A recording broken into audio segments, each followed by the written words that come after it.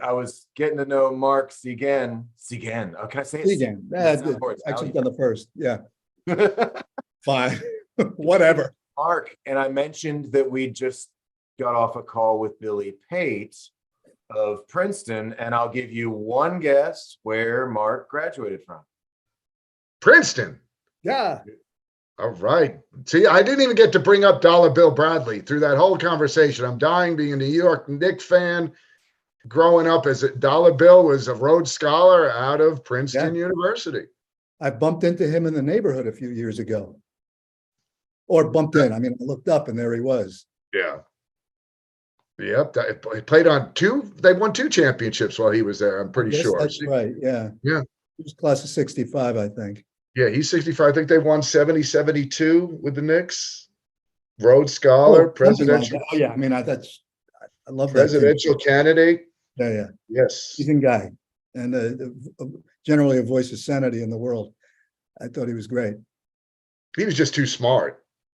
I mean, loved him to death, but his public speaking was not the best because he was just too darn smart. He would get. Well, he was a little subdued in style too. Yeah, you'd get caught in minutia, and yes, he was very mellow.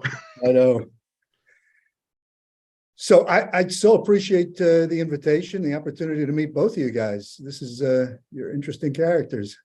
We like to have fun with it, and we want you to introduce yourself, because what I want to do is run through the questions, which you kind of know what's coming a little bit. Like I said, our job is to make you look good and get to know you and a little bit about True Tennis VR. But I want you to start with yourself, if you don't mind, and tell me who you are. Kind of a little bit of, we just found out you graduated Princeton, so that's a connection that we have. So from there to, how would you tell your story as to how you ended up working with True Tennis VR? Well, there are 2 threads to that, right? There's tennis, and then there's technology and so-called career. I graduated from Princeton with a degree in philosophy, which of course takes you into product development. You too? I have a philosophy degree myself, yes. Well, all right. Then naturally you ended up doing tennis. I hear you. Well, I immediately went into product development, invention really. And for many years I was inventing, there's another thread too. There's a music thread. We invented a lot of toys, a lot of high-tech Christmas decorations, the first musical greeting card. If you ever look up Fisher Price's triple arcade tournament table, which was this enormous thing, great fun. Goodness, look up animated animations and animation art that moves and talks. Worked with all the major studios, had a lot of fun. More recently, I ran. There was a company I co-founded many years ago in so-called Internet of Things, which means reading data from machines and objects rather than talking to people. And this was electric energy metering. And I ran that for a few years and just finished up that assignment, as it were, and free to concentrate on True Tennis VR at this point. The music piece, given the musical greeting card, is I also am a little bit of a musician and write some pretty silly songs. That was going to be my next question. I have a music performance minor. So no kidding. Yeah, so I like to picture myself a musician a bit as well. So it's fun to hear. I'm like, oh, this is good. We're going to get along just fine. Oh yeah. And I love to listen to music. There we go. You're like no one dude, but love to listen to it. Yeah, my wife proved to me, against all my understanding of the world, that there is such a thing as tone deafness. Yeah, I can prove it to you. I can do it. All right, good. Not I believe it now. I didn't. And yet my daughter sings like you can't believe. So oh no, yeah. I determined it's a pretty powerful gene because both my kids are pretty tone deaf, which is too bad. But I agree. It can skip. It can skip for sure. Yes. Yeah. We found it's not directly genetic, but we don't know. So you got music, you got invention, and you end up doing tennis in virtual reality. Right. My dad played tennis, introduced us all to tennis, and of course we've been playing. My brother and I, and with my dad, who's gone now, played a ton of tennis. My brother's an excellent player. I'm all right. And as you can imagine, I created a strange game because I'm an inventor, and so I actually play two hands both sides. So and I had to go through initially playing lefty and then switching to righty and then figuring out the grips, which was, have to be devised. Got to figure it out. It's not obvious. The VR piece was fantastic. My son Max he's quite a good tennis player. Like you said, I wanted him to be nothing like me, as you said, Bobby. So he's got a terrific serve and some really nice ground strokes. The only similarity is he does play two hands both sides. Wow. But he's got longer arms than I do. That's pretty good. Do you guys play cross-handed or on one side? Or you no, I keep I can't swear what his grip is, but I keep the right hand at the bottom of the racket. So I just rotate it. So you'll play cross-handed off of one side. Yes, exactly. Right. Off what's my so-called forehand. Yes, exactly. Because I grew up with a New Yorker as well, Molly Van Ostrand, and she made it to the quarterfinals of Wimbledon. Her father is probably 90 now and still two in the world. He's been two in the world since he was 40, and in the age group king, wonderful player, wonderful man. But Molly was two-handed, one of the early before Monica Seles, because I'm old. Yeah, well, I hear you. I mean, it's a great game. If you have the anticipation of Monica Seles, you can do great damage with the control. Exactly. But my son is a meta guy, and he got me the headset a while ago, and we were playing ping pong on it, and he said, and we sort of at the same moment said, this would be fantastic as tennis. And we started down the path and turned it into a little startup.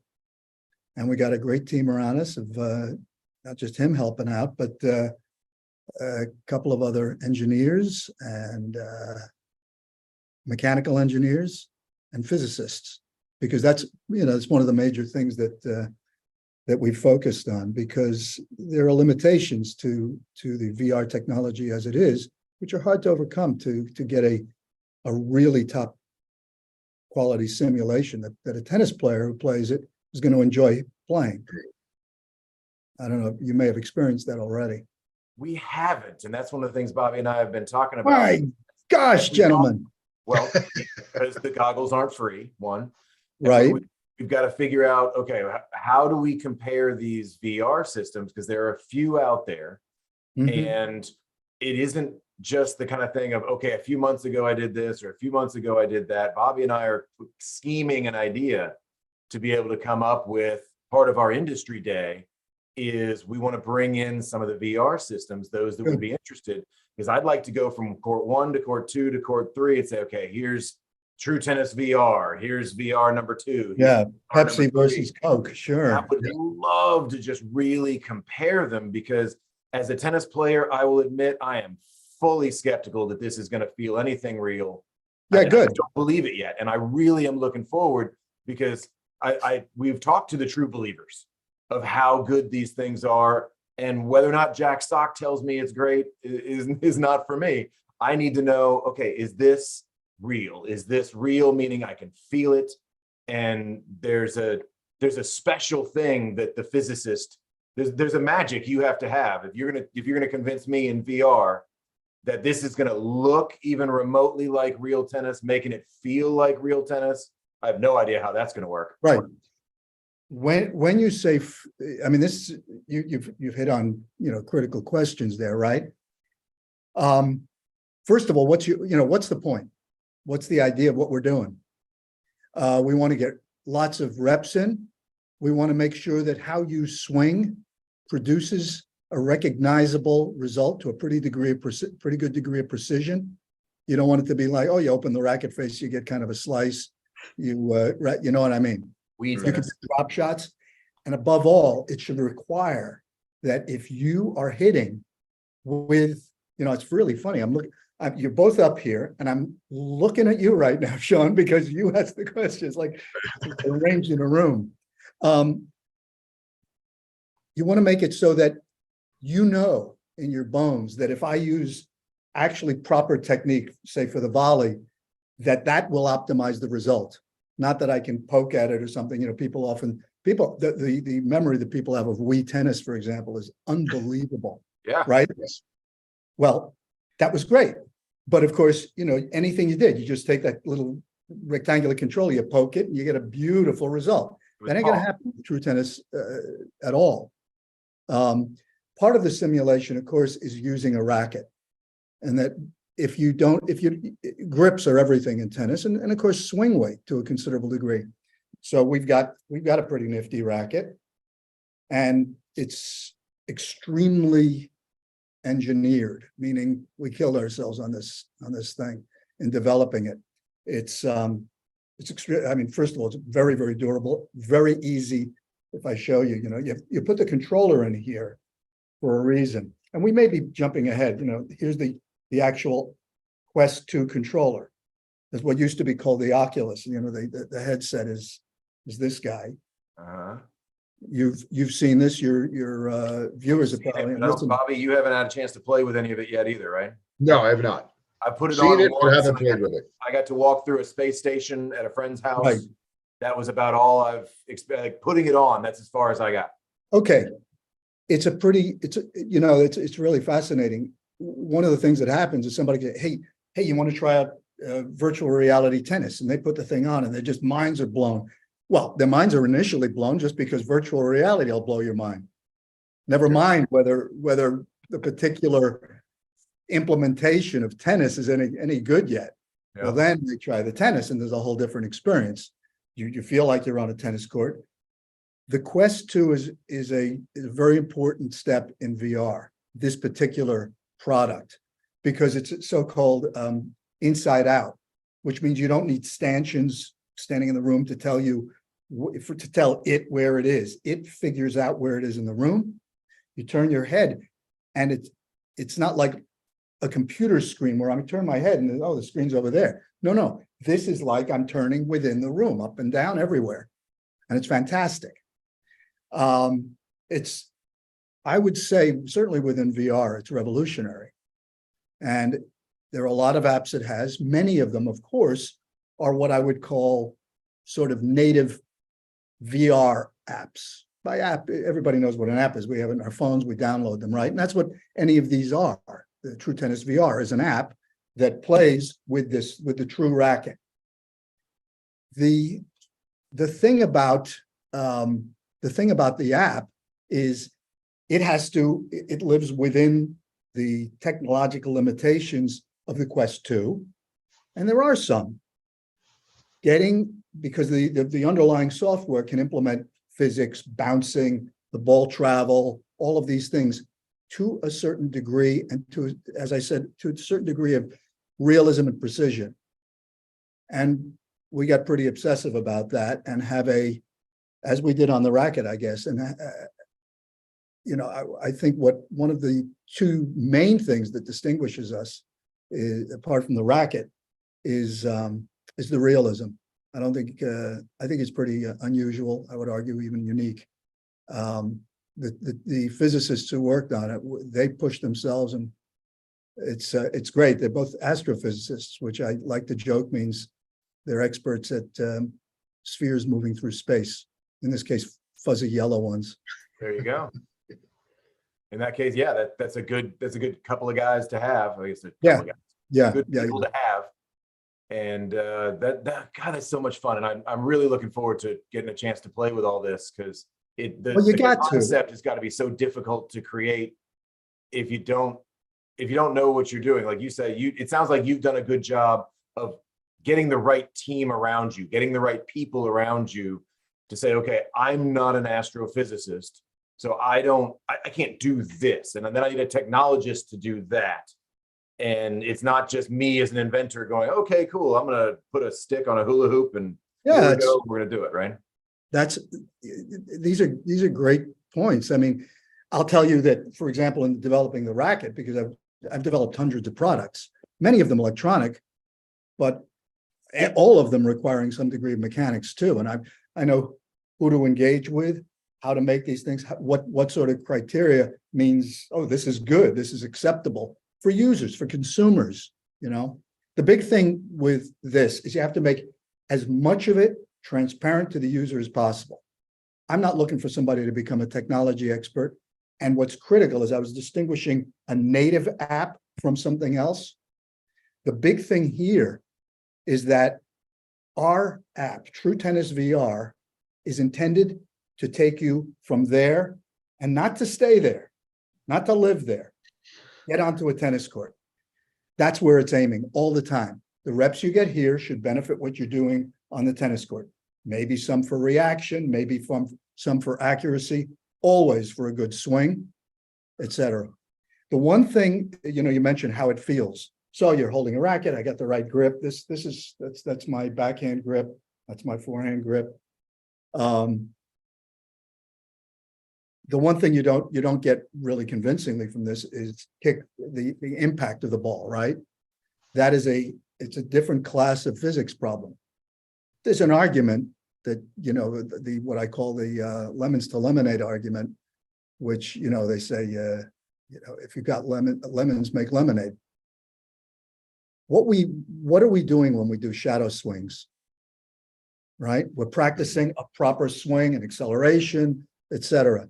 Well, here's a whole class of shadow swings everybody can do with a ball, right? With a result that is insisting itself on proper technique. You see what I mean? So that's the argument I want impact. I want to swing through the ball. That's what you guys are always telling me, right?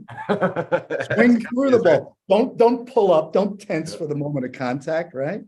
So that's the argument for not going toward looking for that impact and saying, it's the, yeah, that's why I'm calling. Yeah. I mean, this is the target for that, which is, okay, you're doing your shadow swings. Don't come to me wondering when we're coming out with the impact feeling. Like that's not. If you know, we've done a lot of research on that, and we have paths.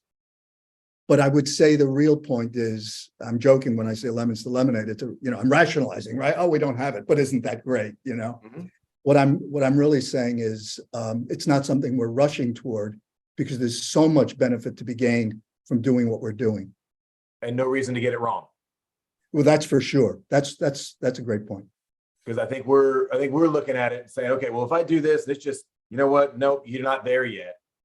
If you generate that, say, hey, we've got the impact down and we don't think you're there yet, you lose credibility. So from your point of view, you're, hey, look, this is shadow swing. It's going to give you a result.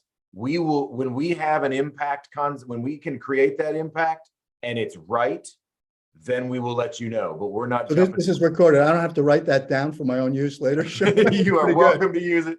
I'll take that. Because that's what we've been looking to hear. Because there's always somebody out there. And it's another question I want to ask about how you're promoting, because everybody goes out and says, we've got this new product. It's amazing. It's the greatest thing ever. Here, we've hired a famous person to tell you how much they love it. But okay, well, like I mentioned Jack Sock earlier, right? He's the guy I've seen with the goggles on and doing his thing. I'm like, okay, well, I get it, but you're being paid to do that. So there's a little bit of, do you really love it? Can I have an off the record conversation with Jack Sock and find out what he really thinks? But in this case, it is the feeling that says, okay, here's what we've created, here's why, and here's how we're promoting. Are you promoting this as not as a coaching tool? Are you promoting this as a practice tool? Is this something for me to get my steps in? Just doesn't really matter. I need to go out and do some swings and get some exercise. What's your target? Well, actually, we've got our target market here in Atlanta. You named three things, right? Yeah. That are what we're after. It's essential. Right now, it's essentially a simulation, and as accurate and great feeling, with the exception of the impact, as can be. And what we've done, we're not doing that much promotion because you discovered us, for example. and we have a little growth curve, because what we want right now, and that's why we're not charging for the use of the software, for example. We do charge pretty attractive price for the racket. It's $50, which is, that's kind of goofy, but we want people to be able to use it. And what we want is their comments. And we have a nice little community of users who I talk to all the time as a result. Where do you have that? Say again? Where no, is that? They talk to me by email. Oh, gotcha. Okay. So you said community of users, and we hang out with enough Gen Zers that, I'm like, are you on Discord, or where are you? No, we're not Discord yet. Right. Gotcha. You guys made a really interesting point. You brought it up just now then, Sean, about Gen Zers. I think one of your recent podcasts, because you mentioned games got to get younger. There are two obstacles to that. There's one called practice, and and the other is access. And what we've got here is a technology, and obviously that we were just talking earlier. Get me a 4-year-old, right? So, a 14 or 15-year-old is going to be real comfortable in VR. And once they're told, hey, this thing that you're doing, this is going to make you a tennis player. And what we're aiming at is becoming just a great way to learn to play real tennis on a real court. I like that. That's the target of growing the sport. I think there was a quote. Yep. Bobby's quoted as saying, we spend too much time promoting a player or the players as opposed to promoting the sport. And I know Bobby's just as excited as I am to at some point put one of these goggles on. Well, first of all, I want everybody out there to know for the next week, I'm going to be talking like this and drinking my coffee different because I've been triggered. I feel like I'm in college again. I just left Texas. I went back to New York for the summer, and now I come back to Texas with a much more creative vocabulary. So I already see the problems from this conversation. Where has my vocabulary been creative or colorful? I think that's just implicit, Bobby. So I know I'm going to be bad for the next week. I'm apologizing ahead of time because I've been triggered. No, love it. I love what you're saying because it is.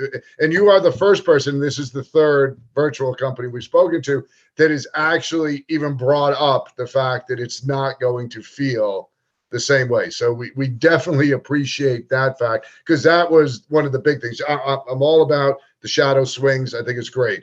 I think it's a great way to introduce the sport. And we talk about it all the time, using the words technology and accessibility. So love the fact that that's what we're going toward. Love the fact introducing to a 4-year-old, like we'd introduce any other video game, that they'd want to take the next step because, hey, at 4 years old, it's not an enjoyable game. You're either doing something you're doing with a parent because you love the parent. It's not because you love tennis. You're hanging out with your parent. And that's a misconception that a lot of people have of the greats. They weren't playing tennis. They were playing with their parent. Jimmy Connors was hanging with his mother. He didn't know about tennis at 4 years old. So, yeah, I love the perspective at which you're taking it from. My first question always, how heavy is the racket? Because you brought up Wii, and I laughed because a lot of people got hurt playing Wii because the racket was so light that they would swing too hard. Right. And they'd walk out the next day saying, God, my elbow's killing me. So where's the racket as far as weight? It is the actual weight of it, which has to, of course, include the controller, is about 13 ounces. So fantastic. It's fine. Yeah. The other thing that you got to keep in mind is there's a difference between swing weight and actual net weight, right? Because you could put the thing on a scale. You could put all of the 13 ounces down here. You got a headache. Right. But that's not where it is. We've tried to place the center of mass as close to a real racket as possible, given the other constraints. Right. Well, and rackets have changed. Most of them equal balance now. I mean, Wilson was notorious historically making a head-heavy racket, and they got out of the business. Everybody's pretty equal because of the way the game is played. So that's great. So now, and you brought it up, and I'm no mathematician. I'm not even going to pretend. Can mathematics help simulate swing speed with the weight of the racket to get you an idea, even though you might not necessarily feel how hard you're hitting it? Could you mathematically extrapolate and say, well, we're in an area of this is what you'd be seeing? Yeah, of course. That's exactly what we're doing. I mean, that's Fantastic. so Okay. much of what we've concentrated on. Without that, I don't know where the simulation is. You again, you want to, for whatever the swing is, you want the result, where the ball goes, how much spin it has on it, what direction is this? We got side spin, tops, well, everything. Mhm. There's of course, there's the way a ball travels through the air is important, and all of that is included. So yes, is the answer, of course. Fantastic. And how much space do you need? Depends on the particular routine you're doing, and each one identifies it. You can usually get away with about six front to back and 8 wide.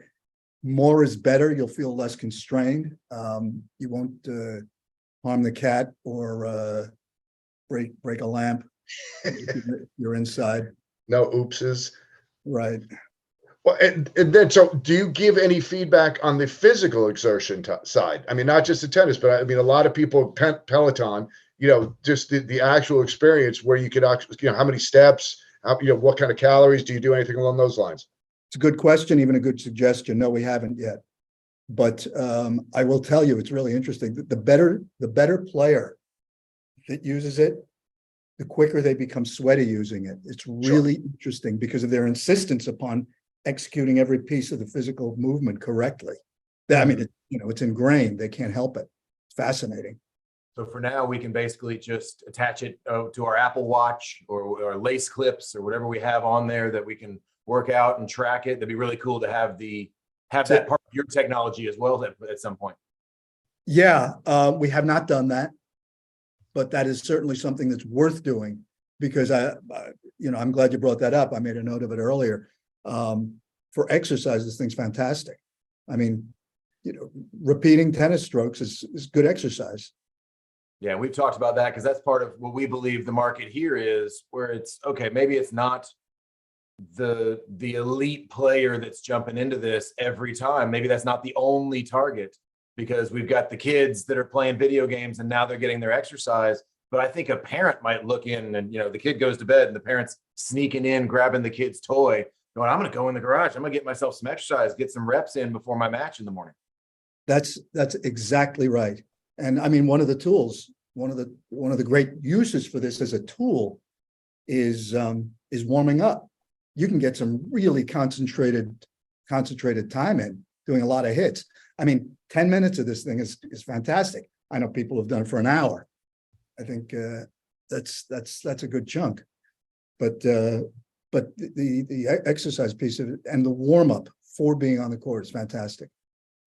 Yeah, we've thought of a few ways this could do well, because one of our targets is to get this information to Metro Atlanta specifically. So we've always got Metro Atlanta and the style of tennis player that we have here in mind when we have conversations like this. And it's not even just the tennis player. I mean, take Wii tennis aside, plenty of kids were learning how to keep score. And that's a question I haven't looked into the software specifically. Is this drill related? Do I have the ability to play against a friend or a robot? Not yet. Is there any of that yet? Not yet. Okay. We've concentrated on the simulation aspect. There's a little robot who's a cute little robot. His name is Woody, because I don't know if you look at the website where Marc Woodforde is associated with us. He's a great friend. He's do you know him? Have you met him? Don't know him personally, no, but we know him. We know of him, certainly. Yeah, he's a spectacular guy. He's extraordinary, and he's been a great help in a million ways. And working through a lot of the routines and performance. To that point, I wouldn't argue, for example, that some world-class player living right now, a world-class player playing at the top of the game, is going to use this to improve his, to work on his strokes. Certainly not. And that goes to some extent to the limitations of the hardware of the headset. This is really good from beginner to 4.550.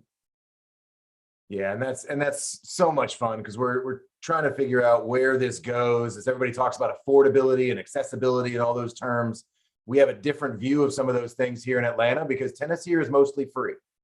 And so when we have that question, especially coming out of out of New Jersey or New York, that New England side or the California side of tennis, especially Chicago area up there where the weather doesn't allow you to play all the time. You need indoor courts. Tennis gets expensive in other places, but it's relatively free here. So a little bit of the argument of saying, well, hey, we're making it more accessible. From our point of view, that's a rain day, or twice a year that you don't want to go outside because it's below 30 degrees, right? But in this case, it's such a great addition to what we can offer, because as an example, my Tennis for Children business offers rain day workouts for our beginner kids. And I don't know that we're going to get every kid in a $400 set of goggles with all the stuff, because that's actually making it more expensive from an Atlanta point of view. But Right. if you've already got it, which a lot of these families do, it Yes. really be wonderful to say, okay, everybody put on your Meta Quest 2. Did I get that right? Meta Quest 2? Well, yes, that's exactly. At some point, I'm gonna have all this ready to go, and I'll be competent with the conversation. And then do your shadow swings, and that's one of those things: step, pivot, forehand, step, pivot, split step, pivot. All those things that we just would love. The kids would be even more excited doing it without their physical tennis racket in this case, because the parents are less scared they're going to break a lamp. Well, yeah, and that's called homework, Yep. right? That's exactly what we call it. Yep. And here's a case where you can assign it, and you said you do your homework, and tough homework though. I wish my homework had been like that, right? Exactly. Different from school. Well, Yeah. Bobby, you got anything else? I want to run to Well, yeah, I mean, I was just looking at the video, because the other question I had is there a component where they can watch themselves after they've participated? There's a way. It's an interesting thing. There's a thing called casting, and I suppose you can record that too. You can record the entire thing. Okay. There's some buttons you got to push. That isn't the most user-friendly. You could record it yourself internally. We have not done anything to implement that, but that's an interesting suggestion too. There's also a way to project it onto your TV, but that can slow the whole system down. It Gotcha. sucks up computing resources. I just look at it from a coaching standpoint, as I tell, we deal a lot with adults, that as an adult, you lose out on actually watching other players. Growing up in New York, we had certain court hours. The club would open up Saturday morning for us early, and it was for free. We were allowed to hang out until 12 o'clock. If a court happened to open up, we could run down and get 10 more minutes, 15 more minutes hitting. But we had to watch a lot of tennis, and adults don't. They show up, they play, and they leave. And I love the fact that when you're playing, you see the spacing, first of all. So you start the idea of training on another object, which I think we take for granted, but people don't realize that they spend so much time focusing. Part of the progression in a player is learning that there's somebody besides you on the court. We said, okay, you're still on the hit the ball phase. I think that's a society-wide problem. Yeah, you're probably right. Exactly. But that's the other part, that they're going to get the extra reps in a fun environment, Right. Exposing them to something that they don't take enough responsibility for. Well, I would say part of my answer to that is stay tuned. We believe that as a tool for coaching, this is a big deal. Yeah. Yeah. For accountability of, making good use. It's like anything, I've shown my instruments, piano. So what did I do when I was a kid? I had the lesson on Saturday morning or whatever it is. And did I practice until the next Saturday morning? No. What is the point? Yes. No, it's true. And in order to get proficient, you have to practice. In order to practice, you have to love. I had a daughter who, her singing became her instrument because piano was difficult. And I'm like, of course it's difficult. If it was easy, everybody would play piano. But you're going to be glad that you have this rudimentary knowledge later in life. Again, when you're talking to a child, later in life is tomorrow. So it kind of gets lost in the translation.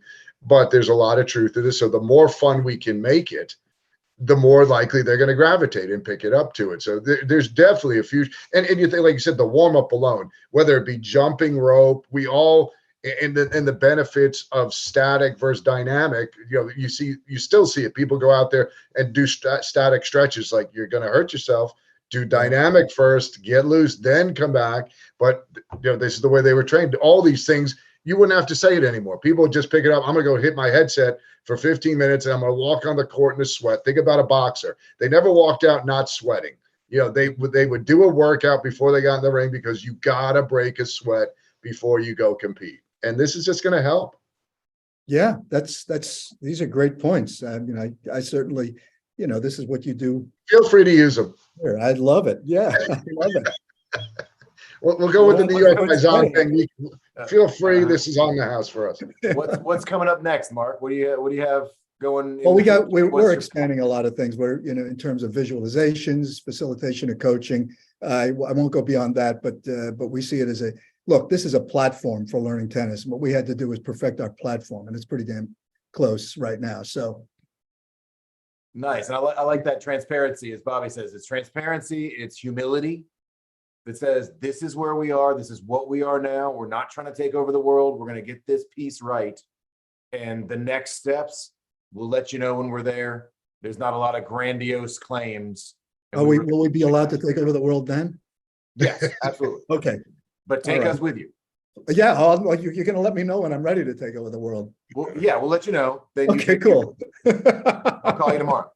Mark, you've noticed Sean has gotten a lot more animated through the course of this conversation too. You see the hands are flying all over. What are you talking about? See, but this is where New York meets Italian. Yeah. So my wife is Italian, so I'm IBM, Italian by marriage. Yes. You say smart. Like I've got my Ecuadorian flag hanging up, right? You got the Italy flag. See, smart man. I like that. So I'm gonna use that smart, and I'm gonna ask you the question, which is our favorite question. Well, it's my favorite question. And coming from your experience as a player, as an inventor, and as a tennis fanatic, I think is what you call yourself, a tennis nut sometimes. Tennis nut. If you were king of tennis and you could change anything or adjust anything or invent anything, if you were king of tennis for a day or however long it took, is there anything you would change about tennis today? There are some really intractable international conflicts. And I would say the tennis governance with the Tower of Babel model that they seem to have is a big thing that we'd all want to change because there are so many participants. And I think that and you look at the things that pop up that try to solve all of the problems I would say, starting with the players who are that's talent out there. They got to live with this stuff. And I would say tennis governance. I know they make efforts. They're all expert and caring, people who want to do the best thing. But boy, oh boy, from what I've seen, it's if I'm king of tennis, I'd have to be smart enough to figure it out too. But I think I'd start there. I appreciate the humility again. When you say, and I'll push a little and say, okay, when you say tennis governance, are you talking United States? Are you talking global? Whole world. This is an international sport. People are in diverse parts of the world overnight. They could lose today, and 2 days later they have to be on a court again on a different surface. It's unbelievable. Very true. Yeah, for what we witness, the effort and commitment of these kids is unbelievable. Yeah, absolutely. Well, we'll follow up because we want to have you back, especially as your path with True Tennis VR. I'm sure it's truetennisvr.com for anybody listening. Yes, that's exactly true, spelled TRUE. TRUE, yep. So True Tennis, your path with True Tennis takes you along. We want to bring you back and find out where you end up because again, you're taking us with you. And let me ask you, Mark, obviously you're aware of your competitors. I mean, that's just by nature. So, and we want everybody to succeed in a perfect world. We've spoken and different people have taken different approaches. And like I said, yours is refreshing in the fact with what you've come across to us. Do you see the possibility for combinations? I mean, does the technology match? Because I know one person's taking it a completely different angle, competitive. They want to do worldwide tournaments. And again, it all comes back to, I've had people try to get in the beverage space. And I'm like, you talk to anybody, there's one question, does it taste good? Forget about everything else. If it doesn't taste good, I don't care if it's we were talking about apple cider vinegar. it's the healthiest thing in the world. I'm not drinking it because you can't. It's horrible. So if the product doesn't produce, you can have all the aspirations. So, speak to that if you don't mind. Well, I want to say two things. I mean, you basically went to the most important issue, which is you want to make a new soda. How's it taste? That's called foundation. Yeah. Right. What's the most important thing about a drink? I mean, what's the most important thing about reproducing tennis in a technical, artificial setting? And what you got to realize is this is a really weird problem. In virtual reality, there's nothing there. If you throw a ball, it means nothing. This is a completely, you have to reproduce every moment of everything in there. Build the foundation. The other thing I would say, though, is as an inventor, as an entrepreneur, I appreciate and admire anybody who's sticking it out there and trying, building something and trying to make it work. So hats off to them. I think our approach, I think is a wise approach, but that would be my response. I like it. Share it with the rest of the world. Well, Marc Segan. Perfect. Is that it? Segan? Segan. I like it's fun. No, it's not actually Italian? No. No. It's actually Eastern European. Okay. It's presumably shortened quite a bit. I was going to say that early on, but I that was my New Yorkness. I was like, that's not his real name, so don't even. That's not how it started. So just, not how it started. No, Ellis Island had something to do with that. Well, Marc, we appreciate your time, and we will definitely have you back on talking about True Tennis VR, and we will talk again soon. Thank you so much. Have a fantastic afternoon. You're in New Jersey, right? New York City. Okay. Central Park's right there. So, hang on, let me see. Yeah, well, I got a little sliver of it. Yeah, if I can look around the corner. They have tennis courts there. Lots of tennis I courts there. don't think that's how that works. But I appreciate it. Bobby, again, as always, thank you, sir. Thank you, Marc. Appreciate it. Good talking to you, my friend. A pleasure. Thank you very much.